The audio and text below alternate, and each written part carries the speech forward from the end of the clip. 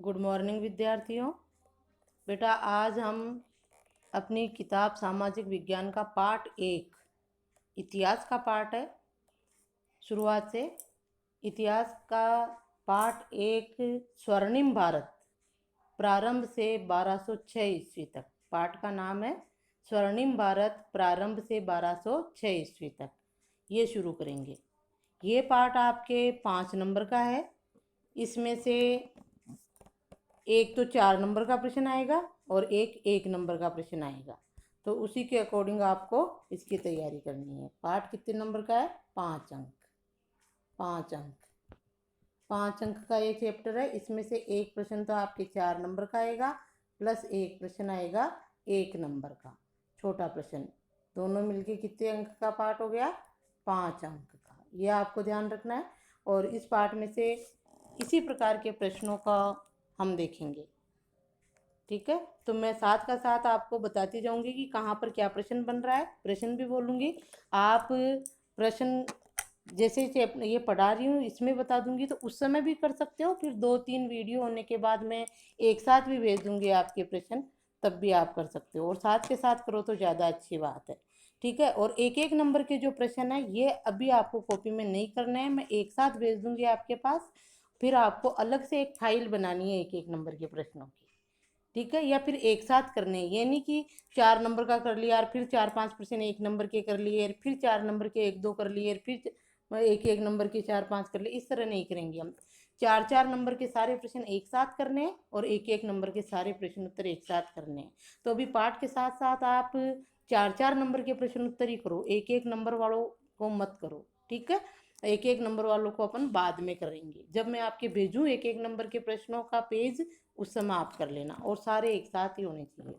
आ रहा है समझ में? इस तरह में काम करना है और ये पाठ समझना है।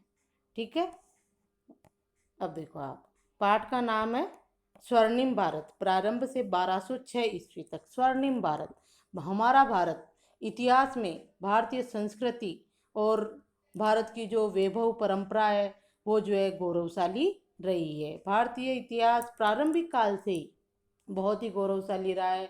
स्वर्णिम भारत जो है भारत को कहा गया है। आपने 9th क्लास में बृहत्तर भारत पढ़ा था। बृहत्तर भारत में कितने सारे देश थे? ये सारे भारत के हिस्से थे। बाद में अलग अलग ये जो देश बन गए थे। हमारी सभ्यता और संस्कृति, भारतीय सभ्यता और संस्कृति पूरे विश्व में पढ़ा था ना अपन ने। कंबोडिया, इंडोनेशिया, जावा, सुमात्रा, वो सब आज भी वहाँ पर भारतीय संस्कृति देखने को मिलती है।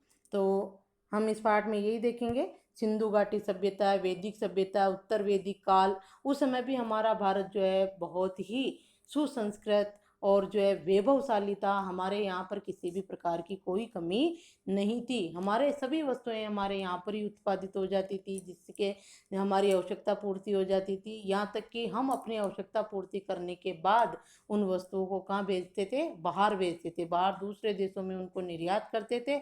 उसके बदले हमारे देश में क्या आता था? सोना आता था। इसलिए हमारा भारत उस समय सोने की चिड़िया कहलाने लगा। ठीक है, और ये आपके 9th में भी था। और भारत जो है विश्व गुरु भी रहा है। विश्व गुरु कैसे? भारत के आप उत्तर में देखो, जैसे ऐसे हिमालय पर्वत आ जाता है, उसमें भी हमने पढ़ा था कि मध्य एशिया से भी दर्रों के माध्यम से ऐसे जो है ये मध्य एशिया के लोग यानी दूसरे देशों के लोग, एशिया महाद्वीप के दूसरे देशों के लोग भी भारत आए और उन्होंने भारतीय सभ्यता और संस्कृति को जाना, पहचाना और बहुत प्रभावित हुए। और अपने देश में जाकर उन्होंने जो है भारतीय सभ्यता संस्कृति का प्रचार प्रसार किया। अब उनके आने से रास्ते पता चल गए, तो भारतीय भी दूसरे देशों में गए और उन्होंने वहाँ पर भारतीयों ने भी अपनी सभ्यता और संस्कृति का प्रचार प्रसार किया। इस तरह से जो है विश्व के विभिन्न देशों में आपको कहीं न किसी रूप में भारतीय संस्कृति देखने को मिल ही जाती है। और लोग भारतीय संस्कृति से खूब प्रभावित होते हैं, उसको अपनाते हैं अपने संस्कारों में। इसलिए भारत क्या कहलाया? विश्व गुरु भी कहलाया। तो ये स्वर्णिम भारत के बारे में पढ़ेंगे। स्वर्णिम भारत यानी सोने का भारत, जहाँ पर जो है सभ्यता, संस्कृति, अन्न, धन, संपदा, किसी की कोई भी कमी नहीं है। तो स्वर्णिम भारत प्रारंभ से देखेंगे अपन इसमें, और 1206 ईस्वी तक प्रारंभ से। स्वर्णिम भारत प्रारंभ से सिंधु घाटी सभ्यता, वैदिक सभ्यता, ये जो यहाँ इस समय भी हमारा भारत क्या था? संपन्न था, स्वर्णिम था। तो आपको पता है मानव का जो है उद्भव कैसे हुआ, पाषाण काल, पूरा पाषाण काल, यहाँ से जैसे धीरे धीरे नदी घाटी सभ्यताओं पर, नदी घाटियों पर जो है सभ्यताएं विकसित हुई, और ये सभ्यताएं हमारे भारत में विकसित हुई, भारत में ही संपन्न हुई। तो वो सारा जो है हमारा स्वर्णिम भारत का काल है। तो प्रारंभ से 1206 ईस्वी तक देखेंगे अपन। 1206 ईस्वी के बाद हमारे यहाँ पर मुस्लिम साम्राज्य आ गया था, वो हम अगले चैप्टर में पढ़ेंगे। ठीक है, तो इस पार्ट में प्रारंभ से 1206 ईस्वी तक पढ़ेंगे अपन। तो देखो अब चैप्टर बहुत अच्छा है, इंटरेस्टिंग है। आप पहले, आपके पास किताब हो तो रीडिंग कर लिया करो कि कल मैडम ये चीज़ पढ़ाएगी, ये पेज पढ़ाएगी, तो एक दो पेज रीडिंग कर लो जिससे कि आपके अच्छे से समझ में आ जाए। देखो आप,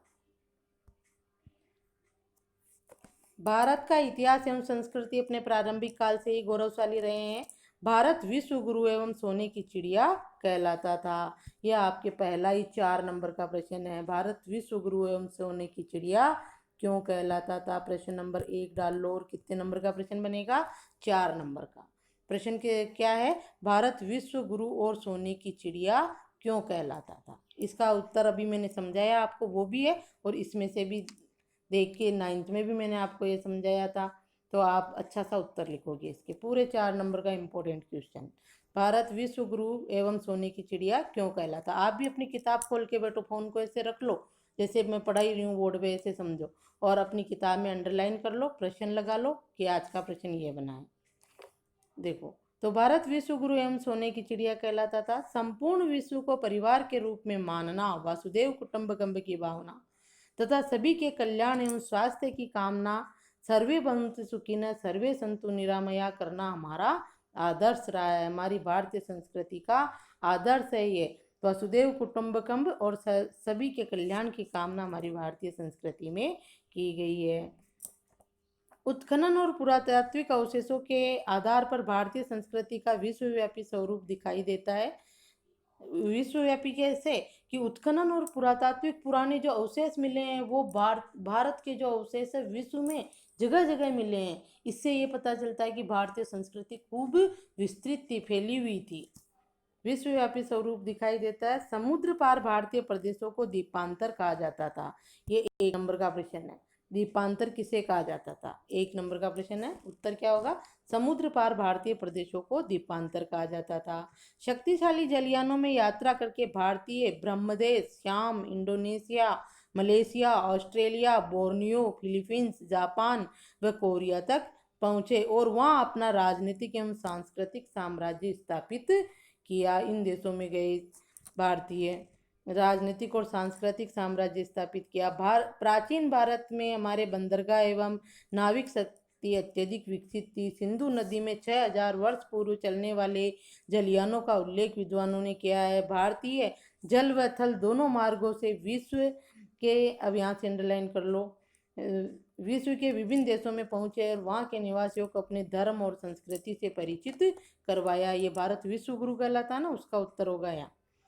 इन साहसी वीरों ने भारतीय दर्शन, विज्ञान, ज्योतिष, स्थापत्य, युद्ध शास्त्र, नीति शास्त्र, संगीत व वैदिक ग्रंथों का विश्व में प्रसार किया।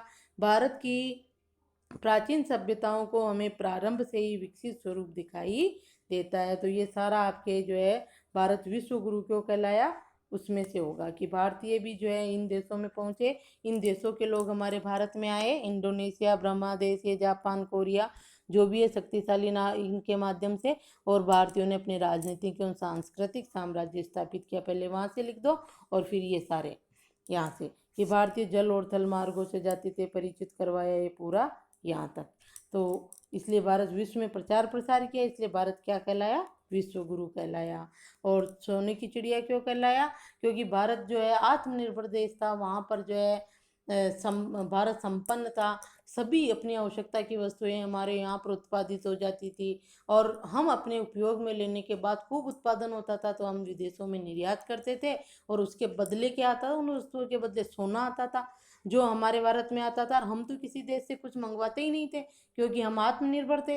ठीक है। तो सोना आता ही आता था, जाता नहीं था। हम भी किसी देश से कुछ मंगाए तो हमें भी सोना देना पड़े, लेकिन ऐसा हमारे लिए नहीं था, क्योंकि हमारे तो यहाँ पर सभी वस्तुएं उत्पादित हो जाती थी। इसलिए भारत क्या कहलाया? सोने की चिड़िया। ठीक है। आप अलग अलग हेडिंग डाल के लिखोगे। भारत विश्वगुरु, विश्वगुरु हेडिंग डाल के तो ये भी बताया मैंने, इस पैराग्राफ में आया ये लिखोगे, और सोने की चिड़िया हेडिंग डाल के जो भी मैंने बताया वो लिखोगे। ठीक है। 4 नंबर का प्रश्न है, 2-2 नंबर मिलेंगे विश्वगुरु बताने के और सोने की चिड़िया बताने के। तो अलग अलग हेडिंग डाल के करोगे। भारत विश्वगुरु ये डाल के फिर इसका वर्णन करो, और भारत सोने की चिड़िया ये हेडिंग डालो ब्लैक पेन से, फिर ये वर्णन करो। ठीक है। अच्छे से उत्तर देना है। आगे देखो। सिंधु सरस्वती सभ्यता, वैदिक सभ्यता, रामायण एवं महाभारत कालीन सभ्यता एवं संस्कृति का काल भी भारत का स्वर्णिम काल रहा था। ये काल भी हमारा स्वर्णिम काल रहा। सिंधु सभ्यता, वैदिक सभ्यता, रामायण महाभारत, उस समय भी देखो कितने अच्छे आदर्श थे। वेदों को विश्व ज्ञान कोश के रूप में जाना जाता है। सिंधु घाटी, सिंधु सरस्वती सभ्यता स्थापत्य की दृष्टि से सर्वोत्कृष्ट सभ्यता है। रामायण और महाभारत भारत के विभिन्न आदर्श एवं नीतिगत ग्रंथों के रूप में प्रसिद्ध रहे हैं। हमारा महाजनपद काल गणतंत्रात्मक एवं संवैधानिक व्यवस्था का आदर्श रहा है। इस पे भी अंडरलाइन कर लो। देखो, हमारे सबसे पहले सिंधु सरस्वती सभ्यता, वैदिक सभ्यता, रामायण महाभारत का काल, ये काल भी हमारे क्या रहे हैं? स्वर्णिम काल रहे हैं। और इस समय जो है कई नीति ग्रंथ जो लिखे गए थे, नीति के ग्रंथों के आधार पर जो है प्रसिद्ध हुए हैं। लोगों ने, विदेशी आए और हमारे नीति ग्रंथों का उन्होंने अध्ययन किया और उन्होंने भी इनको अपनाया। तो ये सारे काल हमारे कैसे? स्वर्णिम काल है। वेद, जो हमारे वेद है, विश्व ज्ञान कोश के रूप में जाना जाता है। वेदों को पूरे विश्व में पढ़ा जाता है और उनको ज्ञान को अपनाया जाता है। अब है हमारा महाजनपद काल। इसके बाद सिंधु घाटी, सरस्वती, वैदिक काल, ये जो काल थे ना, रामायण महाभारत के काल, इसके बाद महाजनपद काल आया।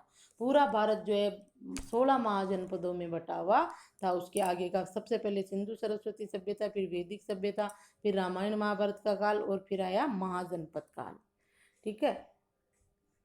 ये रामायण, ये महाजनपद काल जो गणतंत्रात्मक एवं संवैधानिक व्यवस्था का जो है आदर्श रहा है। महाजनपद काल में गणतंत्रात्मक व्यवस्था किसको कहते हैं? जहाँ पर जो है शासक को जनता अपनी इच्छा अनुसार चुनती है। तो महाजनपदों में भी ऐसा ही था।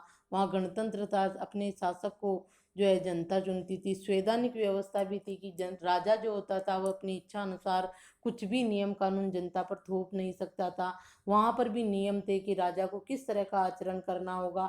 संविधान, जैसे आज संविधान है ना, उस तरह वहाँ पर भी उस समय महाजनपद काल में भी संविधान था, उसके अनुसार ही जो है शासन किया जाता था। तो ये महाजनपद काल, ये स्वर्णिम तभी तो कहा जाता है उनको। आगे देखो। उत्तर वैदिक काल में हमें विभिन्न जनपदों का अस्तित्व दिखाई देता। उत्तर वैदिक काल, वैदिक काल के बाद जब वैदिक काल पूरा होने वाला था, दिखाई देता है। इस काल तक पूर्वी उत्तर प्रदेश तथा पश्चिमी बिहार में लोहा व्यापक रूप से उपयोग में किया जाने लगा। अब लोहे का आविष्कार हो गया और लोहा व्यापक रूप से उपयोग में किया जाने लगा। लोहा तकनीकी ने लोगों के भौतिक जीवन में बड़ा परिवर्तन कर दिया तथा इससे समाज में स्थायी जीवन व्यापन की प्रवृत्ति सुदृढ़ हो गई। कृषि, उद्योग, व्यापार, वाणिज्य आदि के विकास ने प्राचीन जनजातीय व्यवस्था को जर्जर बना दिया। अब क्या हुआ? महाजनपद काल में, उत्तर वैदिक काल में लोहे का प्रयोग व्यापक रूप से होने लगा, और जिससे जो है तकनीकी लोग किया जाने लगा, और लोहे तकनीकी ने लोगों के भौतिक जीवन में परिवर्तन कर दिया। इससे जो है कृषि में लोहे के यंत्रों का उपयोग होने लगा। उद्योग, व्यापार, वाणिज्य आदि जो है विकसित हुए। किसके कारण? लोहे के व्यापक प्रयोग के कारण। और अब इन्होंने कृषि, उद्योग, व्यापार, वाणिज्य जो विकसित हुए, इन्होंने प्राचीन जनजातीय व्यवस्था को क्या कर दिया? जर्जर बना दिया तथा छोटे छोटे जनों का स्थान बड़े बड़े जनपदों ने ग्रहण कर लिया। पहले लोग अपने अपने छोटे छोटे जन समूह बनाकर रहते थे, उसमें एक ही व्यवसाय के, एक ही जाति के लोग रहते थे। पहले ऐसा ही था कि पिता जो व्यवसाय कर रहा वही कार्य उसका पुत्र करेगा, और वो एक कम्युनिटी यानी समूह में रहते थे। लेकिन जब ये कृषि, उद्योग, व्यापार, वाणिज्य का विकास हो गया ना, तो जो है छोटे छोटे स्थानों का जनों का स्थान किसने ले लिया? बड़े बड़े जनपदों ने ले लिया। अब व्यक्ति अपना कार्य छोड़कर कोई अन्य कार्य भी करने लगा। ईसा पूर्व 6ठी शताब्दी तक आते आते जनपद महाजनपदों के रूप में विकसित हो गए, और ईसा 6ठी शताब्दी कि ईसा पूर्व 6वीं शताब्दी तक जो है जनपद क्या बन गए, महाजनपद। जनपद किसे कहते हैं, जन, ये सबसे पहले आया ना जनों का स्थान, छोटे छोटे जनपद थे, छोटे छोटे जन, यानी जहां पर लोगों ने प्रथम बार अपना पांव रखा। जन, जन यानी लोग, पद यानी पांव, तो वो है स्थान जहां पर लोगों ने प्रथम बार अपना पांव रखा, वो क्या कहलाया, जनपद कहलाया। तो उसमें जो है छोटे छोटे समूह ही थे शुरुआत में, फिर जो है धीरे धीरे बड़े जनपद हो गए। जैसे ये कृषि उद्योग व्यापार वाणिज्य का विकास हुआ, तो दूसरी समूह में जो लोग रहते थे, वो जहाँ पर उद्योग स्थापित हुए, व्यापार वाणिज्य अच्छा था, वो लोग वहां आकर बस गए, तो वो जन क्या हो गए, जनपद, बड़े बड़े जनपद बन गए। और ईसा पूर्व 6वीं शताब्दी तक तो आते आते जनपद किस में बदल गए, महाजनपदों में बदल गए। ये कृषि उद्योग व्यापार वाणिज्य का खूब विकास हुआ, और जो लोग छोटे छोटे जनों में रहते थे ना, समूह में, वो जो है एक जगह रहने लग गए। पहले जनों से बड़े जनपद बने और जनपद से महाजनपद बने। आपके 6th-7th में एक प्रश्न भी था, कबीला। पहले तो क्या होता था, पहले तो छोटे छोटे परिवार ही होते थे, व्यक्ति ऐसे ही घूमता था जंगलों में, स्थायी निवास नहीं था। फिर एक आदमी जैसे यहाँ रहा, उसका वंश बढ़ा, फिर उधर कबीला, कबीले से जनपद, जनपद से महाजनपदों का निर्माण हो गया था धीरे धीरे, ईसा पूर्व 6वीं शताब्दी तक। ठीक है, कबीला क्या होता है, जिसमें एक ही सम परिवार के जो है खूब सारे लोग रहते हैं, उसको कबीला कहते हैं। फिर बहुत सारे कबीले मिलकर रहने लगे तो वो जनपद हो गया, बहुत सारे जनपद मिल गए तो वो महाजनपद का रूप हो गया। जनपद महाजनपदों के रूप में विकसित हो गए। ठीक है, आगे देखो, 6वीं शताब्दी ईसा पूर्व के प्रारंभ में उत्तर भारत में, 6वीं शताब्दी के ईसा पूर्व में उत्तर भारत में सार्वभौम सत्ता का पूर्णतया अभाव था। संपूर्ण भारत अनेक स्वतंत्र राज्यों में विभक्त था। ये राज्य उत्तर वैदिक कालीन राज्यों की अपेक्षा अधिक विस्तृत और शक्तिशाली थे। अब क्या था कि जैसे 6वीं शताब्दी ईसा पूर्व में महाजनपदों का निर्माण हो गया, महाजनपदों के रूप में विकसित हो गए ना, जनपद महाजनपदों के रूप में विकसित हो गए। अब 6वीं शताब्दी ईसा पूर्व के प्रारंभ में तो क्या था, उत्तर भारत में सार्वभौम सत्ता का पूर्णतया अभाव था। अब जैसे बहुत सारे लोग रहने लगे, लेकिन कोई सार्वभौम सत्ता नहीं थी, कोई राजा नहीं था, कोई उन पर नियंत्रण करने वाला नहीं था। अब कम लोग रहते हैं, वो तो जैसे कबीला होता है तो वो तो अपने परिवार का जो मुखिया होता है उसके ही नियंत्रण में रह जाते हैं। छोटे छोटे समूह का तो अपना एक परिवार का मुखिया ही होता है, वही नियंत्रण में रख लेता है। लेकिन यहाँ का क्या हुआ, जनों से जनपद बन गए बड़े बड़े, और जनपदों से अब महाजनपद बन गए, तो उनके लिए जो है सत्ता, सार्वभौम सत्ता का होना जरूरी था, जो उन सब पर क्या रख सके, नियंत्रण रख सके, उनको जो है व्यवस्थित रख सके, उनको उनके नियम कानून बनाकर जो है उनको जो उस ढंग से जो है सारा कार्य करने के लिए जो है सलाह दे सके, इस तरह का। लेकिन 6वीं शताब्दी ईसा पूर्व उत्तर भारत में सार्वभौम सत्ता का क्या था, अभाव था। ऐसा कुछ भी नहीं था जो उन लोगों पर नियंत्रण कर सके या उनको सुचारू रूप से जीवन जीने के लिए बता सके। संपूर्ण भारत अनेक स्वतंत्र राज्यों में विभक्त था, पूरा भारत छोटे छोटे राज्यों में विभक्त था, सार्वभौम सत्ता नहीं थी। ये राज्य उत्तर वैदिक कालीन राज्यों की अपेक्षा अधिक विस्तृत तथा शक्तिशाली थे। ये जो राज्य थे उत्तर वैदिक कालीन राज्यों की अपेक्षा अधिक क्या थे, शक्तिशाली थे, विस्तृत भी थे, बड़े भी थे, क्योंकि धीरे धीरे बड़े ही हो रहे थे, जनसंख्या बढ़ रही थी, लोग आके बस रहे थे, कृषि व्यापार वाणिज्य का विकास हो गया। तो ये जो है ज्यादा उत्तर वैदिक कालीन राज्यों की अपेक्षा कैसे थे, ज्यादा शक्तिशाली थे। उत्तर वैदिक काल में जनपदों का अस्तित्व दिखाई दिया ना हमें, उससे भी ज्यादा शक्तिशाली थे। ये कब, 6वीं शताब्दी ईसा पूर्व के प्रारंभ में। ठीक है, इसमें आया था ना आपके 6वीं शताब्दी ईसा पूर्व के प्रारंभ में, ये उत्तर वैदिक काल का आ गया था। उत्तर वैदिक काल के प्रारंभ में ये आएगा, इसमें ये उत्तर वैदिक काल के प्रारंभ में, और फिर ये यहाँ से 6वीं शताब्दी ईसा पूर्व की स्थिति है। ये उत्तर वैदिक काल के बाद आई 6वीं शताब्दी ईसा पूर्व। तो उसमें सार्वभौम सत्ता का अभाव था, स्वतंत्र राज्यों में भारत विभक्त था, जबकि ये राज्य उत्तर वैदिक कालीन राज्यों की अपेक्षा अधिक विस्तृत और शक्तिशाली थे, जो ये महाजनपद बन गए थे। ठीक है, तो अब सार्वभौम सत्ता का होना जरूरी था। जो सार्वभौम सत्ता किसको कहते हैं, जो एक बड़े समूह पर, पूरे महाजनपद पर अपना राज कर सके, नियंत्रण उन पर रख सके। अब देखो, अब ये महाजनपद काल, अब क्या आया, महाजनपद काल। 600 से 325 ईसा पूर्व। ईसा पूर्व तो ये उल्टा चलता है ना, ईसा के जन्म से पूर्व। तो 600 से, छठी शताब्दी ईसा पूर्व की बात थी वो, तो ये छठी शताब्दी है ईसा पूर्व। 600 से 325 ईसा पूर्व। देखो, छठी शताब्दी ईसा पूर्व में उत्तर भारत में अनेक विस्तृत और शक्तिशाली स्वतंत्र राज्यों की स्थापना हुई, जिन्हें महाजनपदों की संज्ञा दी गई है। 1 नंबर का प्रश्न बनेगा आपके कि महाजनपद किसे कहते हैं, यह महाजनपद किसे कहा जाता है। उत्तर होगा छठी शताब्दी ईसा पूर्व में उत्तर भारत में अनेक विस्तृत और शक्तिशाली स्वतंत्र राज्यों की स्थापना हुई, जिन्हें महाजनपदों की संज्ञा दी गई। और अब ये अगला और प्रश्न है। बौद्ध ग्रंथ अंगुत्तर निकाय के अनुसार उस समय 16 महाजनपद विद्यमान थे। प्रश्न नंबर दूसरा तीसरा हो जाएगा शायद, ये भी प्रश्न बनेगा कि 16 महाजनपदों का उल्लेख हमें कहाँ मिलता है। कहाँ मिलता है? बौद्ध ग्रंथ अंगुत्तर निकाय में। प्रश्न होगा 16 महाजनपदों का उल्लेख हमें कहाँ मिलता है, तो उत्तर होगा बौद्ध ग्रंथ अंगुत्तर निकाय के अनुसार 16 जनपद विद्यमान थे। या प्रश्न जैसा है वैसा भी उत्तर लिख सकते हो कि 16 महाजनपदों का उल्लेख हमें कहाँ मिलता है, तो हम लिखेंगे 16 महाजनपदों का उल्लेख हमें बौद्ध ग्रंथ अंगुत्तर निकाय में मिलता है। और ये हो गया आपके महाजनपद किसे कहा जाता है, और महाजनपदों का कितने थे, महाजनपद किसे कहा जाता है, महाजनपदों की संख्या बताइए और उनके नाम बताइए। ये 4 नंबर का प्रश्न भी बन सकता है आपके। प्रश्न कितने का? 4 अंक का भी बन सकता है। और महाजनपद किसे कहा जाता है? 1 अंक का भी बन सकता है। तो 4 अंक में पूरा हो जाएगा आपके। महाजनपद किसे कहा जाता है की परिभाषा बताओ यहाँ से यहाँ तक, और फिर इनकी संख्या बताओ, कितनी है संख्या? 16। ठीक है, छोटे प्रश्न भी बन सकता है और बड़ा भी। और फिर इनके नाम मैंने आपको याद कराए थे शायद छठी सातवीं में। ठीक है, अंग, मगध, काशी, कौशल, वज्जी, मल, चेदी, वत्स, कुरु, पांचाल, मत्स्य, सूरसेन, अस्मक, अवंती, कंबोज, गांधार, ये 16 महाजनपदों के नाम है। तो ये छोटा प्रश्न भी बनेगा और 4 नंबर का भी बनेगा पूरा। 16 महाजनपदों की संख्या कितनी है? 16।